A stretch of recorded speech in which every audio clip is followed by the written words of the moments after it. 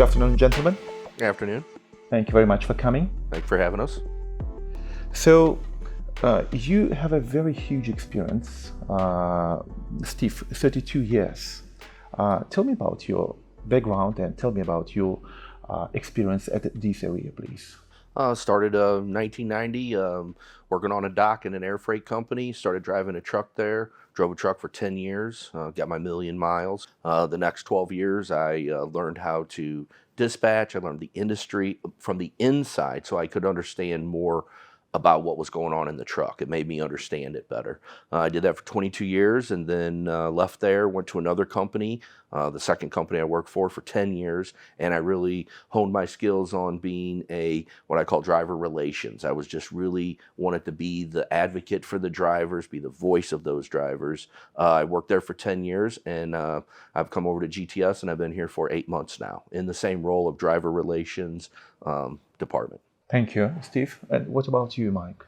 I've been in the industry just over 21 years. I started as a mechanic, actually, went through a technical school, started working on trucks, and kind of progressed through into the management side of the shops. And I've been in the operational side for 13 years now, and currently at GTS, Director of U.S. Operations. So tell me about GTS company, about location, shops, and what kind of service do you provide to gentlemen? Currently, right now in the U.S., we have 3 locations. We have our headquarters in Burr Ridge. It's accompanied by a full-service shop, our truck dealership. We also have our brokerage, which is another sister company with GTS, located just in another building here around the corner.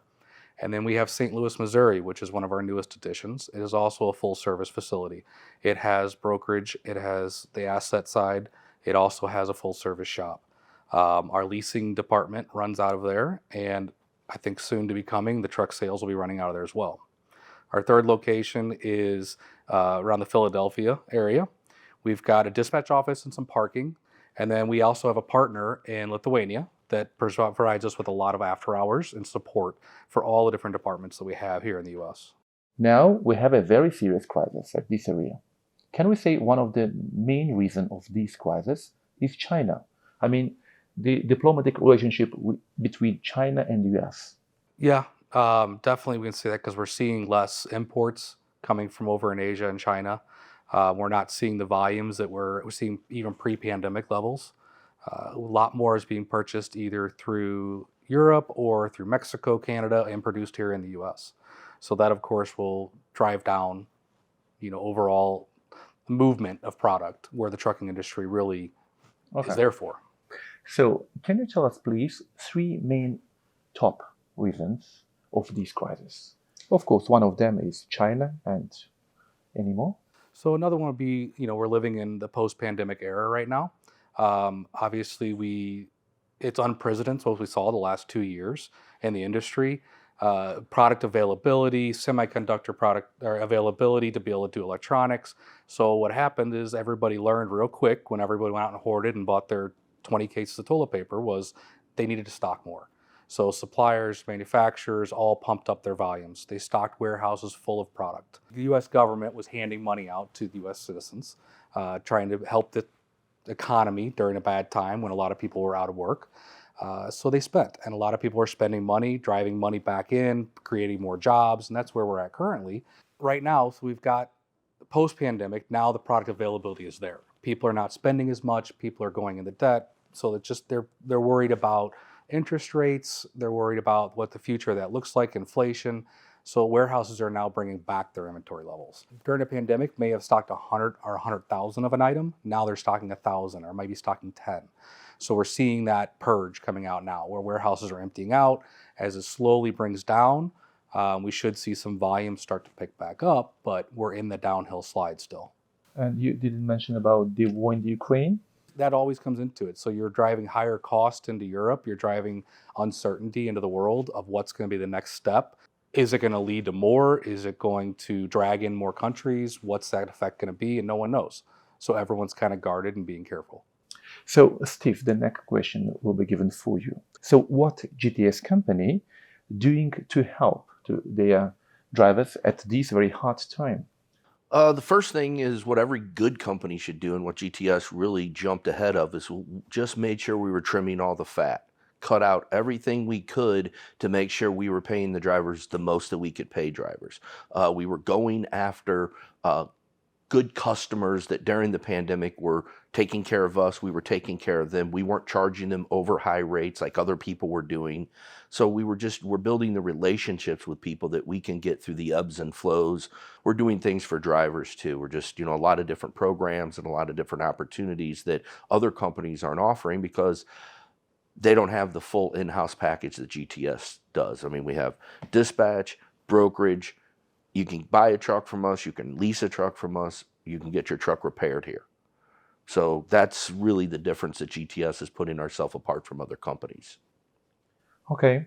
So what's the opportunities are there in the industry for potential owners or for drivers, people who want to invest in trucks?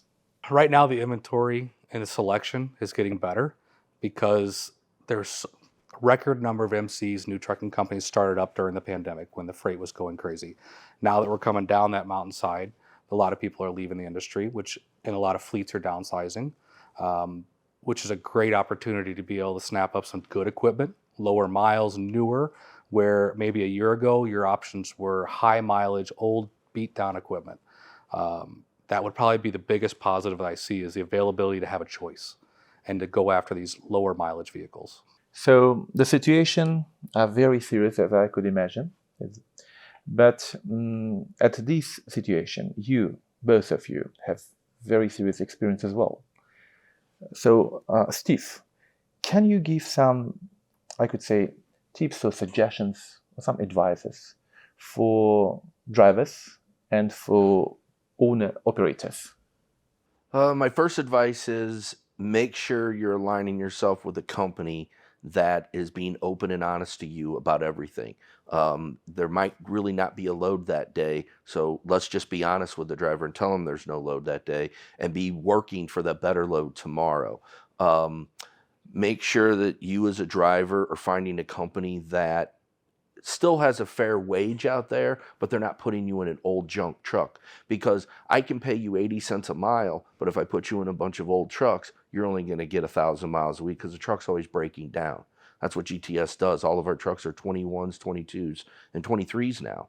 So you got to find that company that can put you in a spot to be successful. Everyone is in the same market situation. The market's not great, but there's a lot of things that we can do. I always say rich people buy more stocks when the market's down. So why should we not buy trucks when the market's down? Because they're going to be a better truck. When the time comes, you're going to be able to put the truck out there and make that money at that time. Align yourself with companies that want to share with you. We have a couple great programs here. One of them is our MPG program. If you can get a certain MPG in the truck, we basically split the cost and share that with you. So if you can save me 10 cents a mile, I give 5 cents back to the driver. That's one of the greatest things Tom has done here to show the drivers that, listen, we're going to turn the speed down on the trucks, but also if you can get a better MPG, I want to share that with you. It's not lower your speed and save me money. It's lower the speed and I want to share the savings. So that's really uncommon in the industry for a company to want to share with you. We're trying to help them. The owner operators want them to save money, and the company drivers, we want them to make more money, because the savings for an owner operator is better than the making more, because savings is truly in your pocket. Okay, thank you very much, Steve. Mike, what about you? Can you give us some advices for the small companies owners? So small company owners right now have a very, very hard time. With the market being down, the freight volumes being down, they are fighting the larger carriers. My advice right now would be, and it's a hard advice to give, is to partner up with the larger carriers. Partner up with someone like GTS who has customers, who has the partnerships with these different shippers, that we can offer you more volume, we can offer you more stable rates, and you're not facing the volatility of the open market week in and week out. I have another thing to add to that. Yes, please. Is when you line yourself with a bigger carrier, or a consistent carrier even, you're going to get paid weekly. Right now, with the interest rates up, drivers, it's harder because most customers don't pay quicker than 45, 60, 90 days. So these drivers are taking a factoring company, taking 2, 3, 5% of their money. That's just giving your money away. So if you align yourself with a company like GTS, we're taking on a bunch of owner operators. We pay you next Friday. We're helping them out. We also are giving fuel discounts, 20 cents a gallon fuel discounts we're giving our drivers. You were making a lot of money in the last 2 years, but you come to GTS today, you're going to make good money because you're not going to be wasting it. Thank you, Steve. Mike, you mentioned about hard time. It's not just for small companies owners, I think for all of us.